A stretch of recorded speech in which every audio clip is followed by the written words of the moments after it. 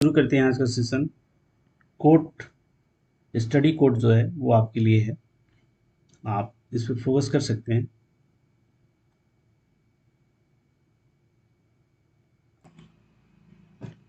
अभी जिस पेपर को आप और मैं मिलकर सॉल्व करेंगे वो असिस्टेंट मटेरियल मैनेजर यानी कि एएमएम के पोस्ट के लिए स्टोर डिपार्टमेंट का एक पोस्ट है, ग्रुप बी लेवल का।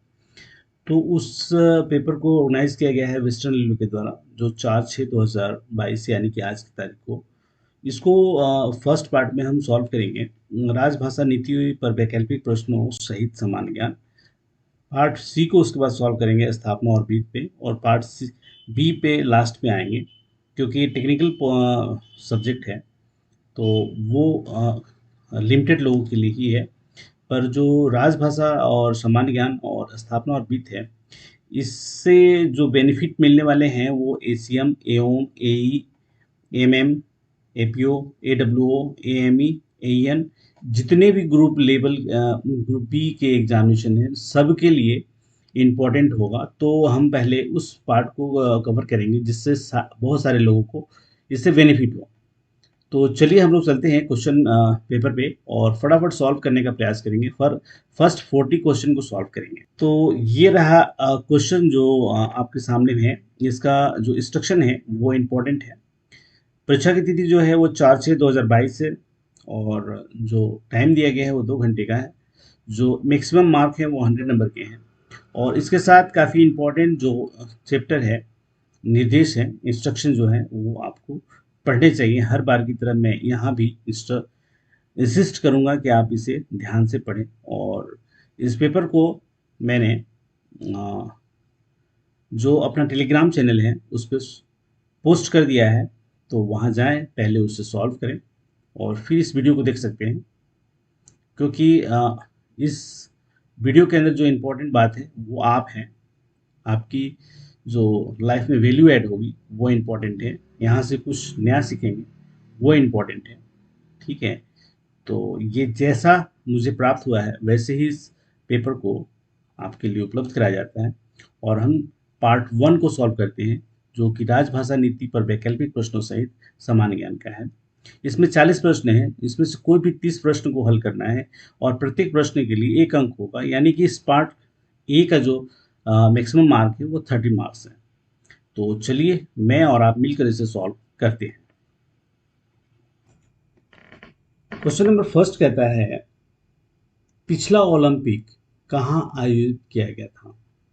ऑप्शन ए है Greece, B Tokyo, C Beijing and D Sydney. तो जो लास्ट ओलंपिक आयोजित किया गया था वो 2021 में, यानी कि जो ओलंपिक ईयर था वो 2020 था। ठीक है, लेकिन जो है ये 21 में ऑर्गेनाइज किया गया था, टोक्यो में किया गया था। ठीक है, ये टोक्यो काफ़ी इम्पोर्टेंट ये है, क्योंकि उस दौरान लॉकडाउन वगैरह थे, कोरोना काल चल रहा था। ठीक है, एक और बात बताना चाहूँगा यहाँ पे, 2024 में भी ये ऑर्गेनाइज होगी, क्योंकि हर 4 साल बाद होता है। तो 22 से 24 ये जो है वो पेरिस में आयोजित आयोजित किया जाएगा। ठीक है, पेरिस में आयोजित किया जाएगा। इसके बाद 2028 में भी ऑर्गेनाइज की जाएगी, और ये किया जाएगा लॉस एंजलिस में। ठीक है, लॉस एंजलिस में। तो ये इम्पोर्टेंट है।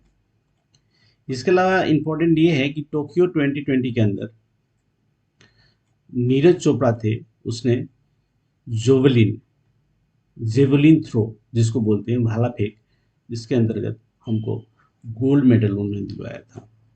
ठीक है,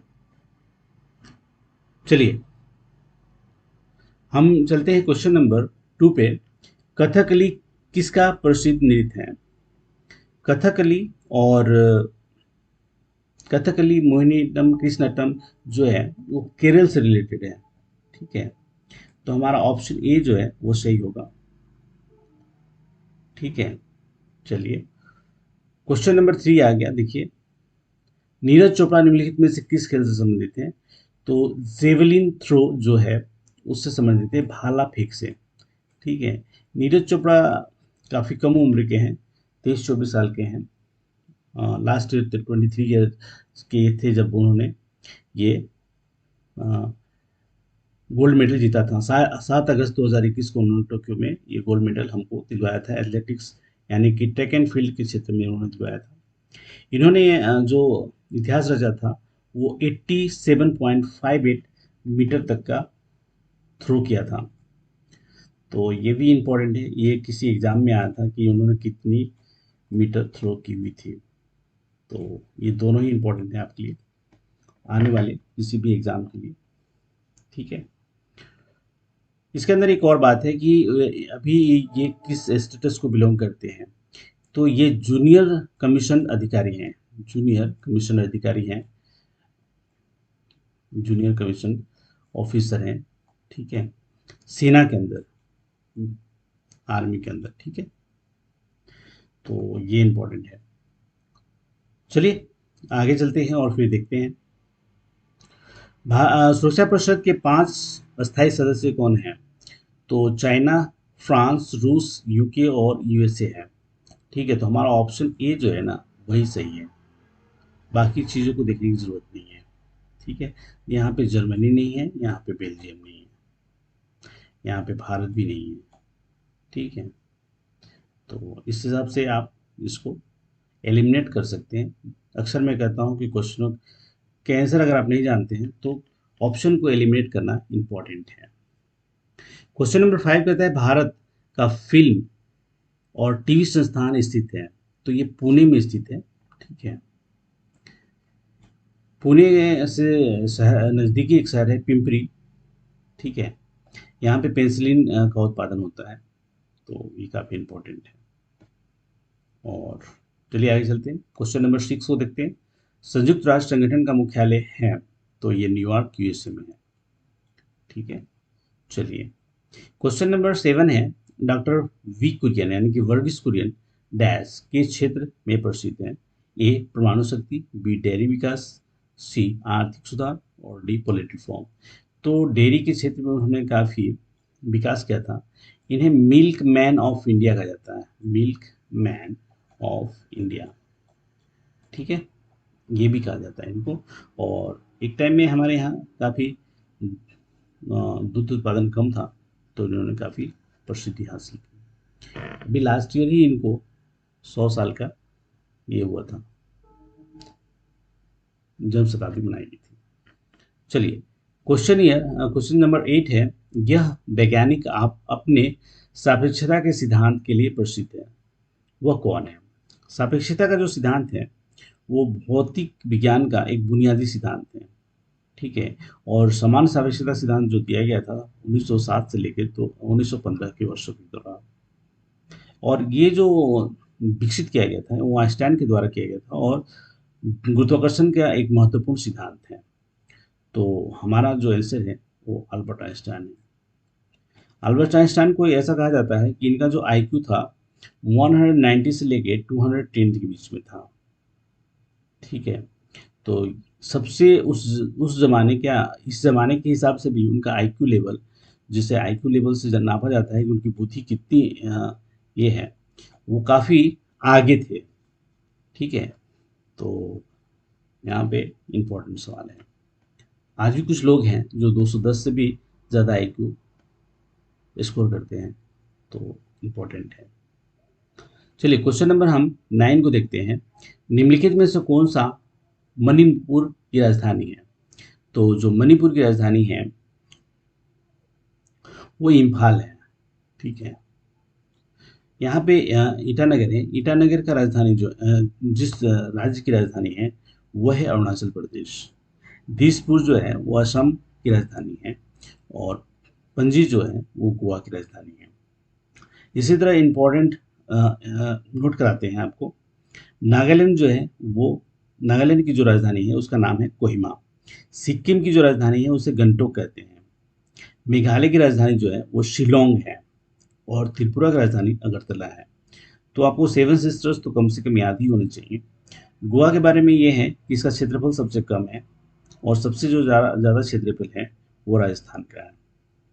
चलिए, क्वेश्चन नंबर 10 है, किस राज्य का क्षेत्रफल सबसे अधिक है? तो मैंने अभी बता दिया कि सबसे बड़ा जो राज्य है क्षेत्रफल के हिसाब से वो राजस्थान है, और अगर आबादी के हिसाब से देखें तो उत्तर प्रदेश है। ठीक है, यहाँ करीब करीब 23 करोड़ के लोग रहते हैं। तो क्वेश्चन नंबर 10 को हमने सॉल्व कर लिया। ठीक है, चलिए क्वेश्चन नंबर हम 11 को देखते हैं। भारत का सबसे बड़ा कॉफी उत्पादक राज्य कौन सा है? तो यहाँ पे केरल होगा। केरल के पास जो प्रोडक्शन की कैपेसिटी है वो करीब करीब 71% के आसपास है। ठीक है, 5% जो है वो तमिलनाडु है। ठीक है, और 21% जो है वो अरुणाचल सॉरी केरल है। और इसके बाद जो परसेंटेज बचते हैं वो अरुणाचल प्रदेश, उड़ीसा और आंध्र प्रदेश के पास है। ठीक है, तो आप इसके हिसाब से कैलकुलेशन कर लें। चलिए क्वेश्चन नंबर 12 को देखते हैं। किस राज्य को भारत की चीनी का कटोरा कहते हैं? Bowl of sugar. ठीक है, तो ये निक नेम है। इस तरह के क्वेश्चन अगर आ रहे हैं तो इससे संबंधित जितने भी 50-60 जो हमारे निक नेम वाले टॉपिक हैं उनको सॉल्व करना उचित रहेगा। ठीक है, तो एक्चुअली ये उत्तर प्रदेश को कहा जाता है। ठीक है, आंध्र प्रदेश को भी कुछ कहा जाता है। क्या कहा जाता है आपको पता है? एक बाउल, एक बाउल कहा जाता है। ठीक है, छत्तीसगढ़ को राइस।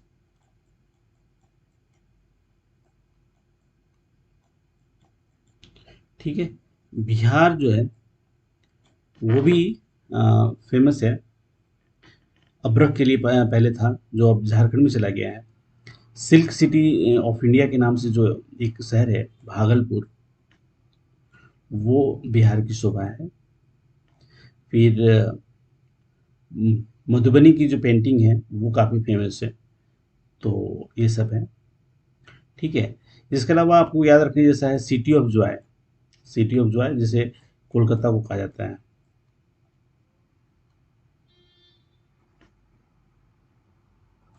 ठीक है, कोलकाता को कहा जाता है। चलिए, इसके अलावा बस इतना काफ़ी है। नेक्स्ट वीडियो में देखेंगे और भी। क्वेश्चन नंबर 13 है, निम्नलिखित में से किस शहर को जुड़वा शहर कहा जाता है? तो हैदराबाद सिकंदराबाद को जुड़वा शहर कहा जाता है। मुंबई पुणे नहीं होता है। मुंबई और ये जो पिंपरी अभी आपने देखा ना, इनको जुड़वा शहर कहते हैं।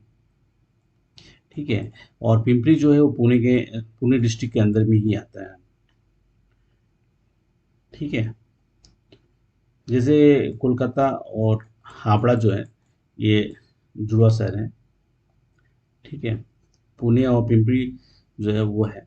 तो इस तरह है, जैसे अहमदाबाद और गांधीनगर को भी जुड़वा शहर कहते हैं। 24 किलोमीटर का दोनों के बीच में डिफरेंस है। अहमदाबाद से काफ़ी ग्रीनरी जो गांधीनगर है वो है। ठीक है, और भी है, रांची हटिया है। ठीक है, तो काफ़ी कोई जगह है जिनके बारे में जानना चाहिए। चलिए क्वेश्चन नंबर 14 को देखते हैं। सबसे अधिक जनसंख्या वाला राज्य कौन सा है? अभी थोड़ी देर पहले बताया था, उत्तर प्रदेश है, जहाँ पे करीब करीब 23 करोड़ लोग रहते हैं। यानी कि अभी ये 2021 की जनगणना के हिसाब से मैं बता रहा था। और महाराष्ट्र जो है वो करीब करीब 13 करोड़ के साथ है आज के डेट के हिसाब से। फिर बिहार आएगा 12 करोड़ के, और वेस्ट बंगाल 9 करोड़। इसके बाद ही बाकी लोगों के नंबर आते हैं। तो हमारा आंसर जो है वो उत्तर प्रदेश है। चलिए, राष्ट्रीय पुलिस अकेडमी स्थित है। ये जो राष्ट्रीय पुलिस अकेडमी है, यहाँ पे आईपीएसओ को तैयार किया जाता है, और ये हैदराबाद में है। इसे नेशनल पुलिस एकेडमी के नाम से जाना जाता है, लेकिन जो सरदार वल्लभ भाई पटेल नेशनल पुलिस एकेडमी के नाम से ही पुकारा जाना उचित है। चलिए, पाक जलमग्न भारत को अलग करता है। ठीक है, अगर यहाँ पे पाक दिया होता तो आप ज़्यादा कंफ्यूज होते, पर ऐसा नहीं है। पाक जल डमरूमत जो है वो एक 136 किलोमीटर के डिफरेंस जो है श्रीलंका से बनाता है। ये जाफना को जो हमारा तमिलनाडु है ना, उससे अलग करता है। ठीक है, वहाँ पे जाफना होता है या मन्नार ज़िले जो कहते हैं वो है, और यहाँ पे हमारा तमिलनाडु है। ठीक है, चलिए। राज्यसभा के एक सदस्य का कार्यकाल होता है तो 6 साल होता है। भारत के पहले राष्ट्रपति थे कौन थे? तो डॉक्टर राजेंद्र प्रसाद थे, ऑप्शन ए। भारत में गिर वन किस राज्य में स्थित है? तो गिर जो है वो गुजरात में है। माई एक्सपेरिमेंट विथ ट्रूथ द्वारा लिखी गई किताब है तो महात्मा गांधी के द्वारा किताब है, सत्य के साथ प्रयोग। ठीक है।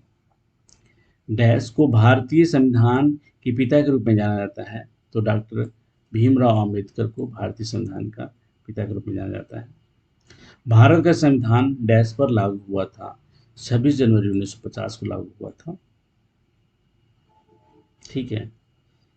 26 जनवरी को इसलिए लागू किया गया था कि रावी के तट पे हमने डिसाइड किया था कि मुझे एक डोमिनेंट स्टेट नहीं बनना है।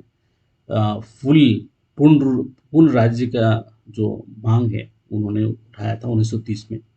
उसके अगेंस्ट में हमने 26 जनवरी 1950 को इसे गणतंत्र बनाया था। ठीक है। क्वेश्चन नंबर 23 है, डैश को मेट्रो मैन के रूप में जाना जाता है तो ई श्रीधरन जी हैं जो मेट्रो मैन के नाम से जाने जाते हैं। उन्होंने जो दिल्ली में काम किया वो बहुत ही सराहनीय है। उन्होंने कोंकण रेलवे में काम किया, वो भी इम्पोर्टेंट है।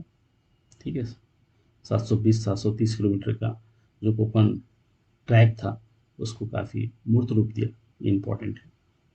चलिए, क्वेश्चन नंबर हम 24 पे आ गए हैं। भारत का राष्ट्रगान द्वारा लिखा गया था तो राष्ट्रगान जो है वो रविन्द्रनाथ टैगोर के द्वारा लिखा गया था। ठीक है। ये मूलतः बंगाली में लिखा गया है और इम्पोर्टेंट है। 1882 में जो है वो राष्ट्रगीत लिखा गया था बंकिम चंद्र चटर्जी जी के द्वारा। लेकिन हमारा जो यहाँ पे इम्पोर्टेंट है वो राष्ट्रगान है तो रविन्द्रनाथ टैगोर है। फिनलैंड की राजधानी कहाँ है? तो हेलसिंकी में है। ठीक है।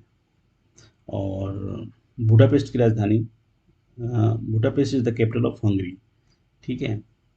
प्राग जो है वो चेक रिपब्लिकन की राजधानी है और नॉर्वे की राजधानी ओस्लो है। ठीक है।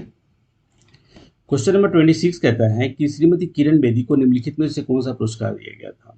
तो किरण बेदी को रमन मैग्सेसे अवार्ड मिला था, 2004 में मिला था।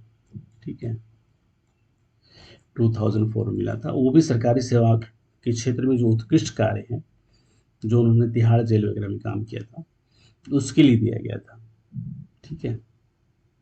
और ये फर्स्ट आईपीएस हैं, लेडी आईपीएस। ये 1949 में पैदा हुई थी और काफ़ी स्ट्रिक्ट आईपीएस अधिकारी रही हैं। तिहाड़ जेल को काफ़ी सुधार के रखा हुआ था, तो इम्पोर्टेंट है। रही बात यहाँ पे जो ऑप्शन है उनको देख लेते हैं। सरस्वती सम्मान जो है वो साहित्य के क्षेत्र में किए गए कार्यों के लिए दिया जाता है। गोल्डन ग्लोब अवार्ड जो दिया जाता है वो म्यूजिक के लिए दिया जाता है। और रानी लक्ष्मीबाई जो अवार्ड दिया जाता है वो खेल के क्षेत्र में दिया जाता है। और इसकी जो पुरस्कार की राशि है वो 2 लाख के करीब है। ठीक है। चलिए, भारतीय राजनीति में कार्यपालिका किसके अधीन होती है? तो कार्यपालिका जो होती है वो संसद के अधीन होती है। ठीक है। संसद जो है वो राष्ट्रपति, उपराष्ट्रपति और लोकसभा राज्यसभा को मिला के बनता है। और इसको जो लीड करते हैं वो पीएम करते हैं और राष्ट्रपति उपराष्ट्रपति को सलाह देने का काम मंत्रिपरिषद करती है। ठीक है। ज़्यादातर राष्ट्रपति को ही सलाह देती है और उसके हिसाब से वो सारा कार्य होता है।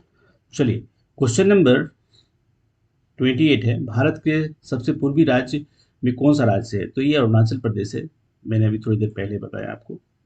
सबसे नॉर्थ ईस्ट वही है। यहाँ पे सबसे पहले सूर्य की किरणें भारत को छूती हैं। ठीक है, या भारत पे पड़ती है। चलिए, क्वेश्चन नंबर हम 29 पे देखते हैं। किस प्रकार की शक्ति का सबसे बड़ा हिस्सा है, यानी कि किस तरह के पावर प्रोडक्शन है वो सबसे हाई है? तो हमारा जो थर्मल है ना, जो कोयले से बनता है, वो 51% के करीब है अभी भी हमारे पास, और इसकी वजह से काफ़ी ये हुई है। एक न्यूज़ के हिसाब से 674 ट्रेनों को अभी लास्ट मंथ के दौरान इनको या तो कैंसिल कर दिया गया था या बंद कर दिया गया था, मतलब निरस्त कर दिया गया था, किसी वजह से ही कैंसिल किया गया था। लेकिन लोगों का न्यूज़पेपर का कहना था कि ये पावर की वजह से हुआ, क्योंकि कोयले की कमी, उत्पादन कम थी। ठीक है, तो ये 51% थे करीब करीब। और हाइड्रो जो है वो 11% के करीब हम कर रहे हैं। जल शक्ति का उत्पादन, जल से जो हम बिजली उत्पादन कर रहे हैं वो करीब करीब 11% इनका है। ठीक है, बच गया विंड जो है वो करीब करीब 10% ये भी आ गया है अभी आज की डेट में। ठीक है, ये काफ़ी गुजरात वगैरह में, आंध्र प्रदेश वगैरह में काफ़ी इस्तेमाल किया जा रहा है। सौर प्लेट भी राजस्थान में काफ़ी इस्तेमाल किए जा रहे हैं। वो भी करीब करीब 13% के करीब वो होने जा रहे हैं।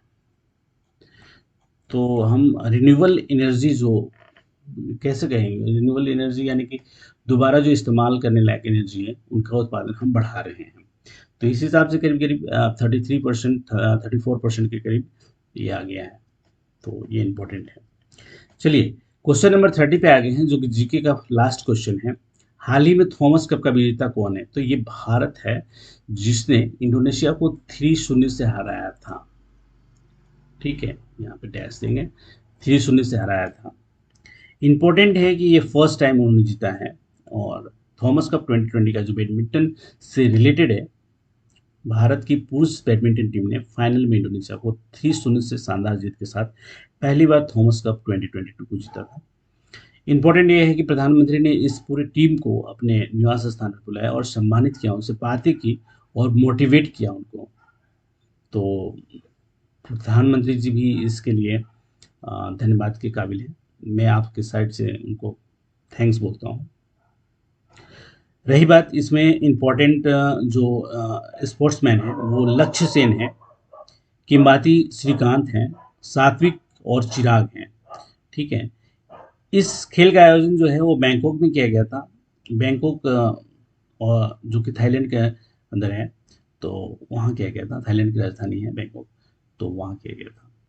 चलिए, क्वेश्चन नंबर हम 31 से लेके 40 तक को सॉल्व करेंगे, जो राजभाषा से रिलेटेड है।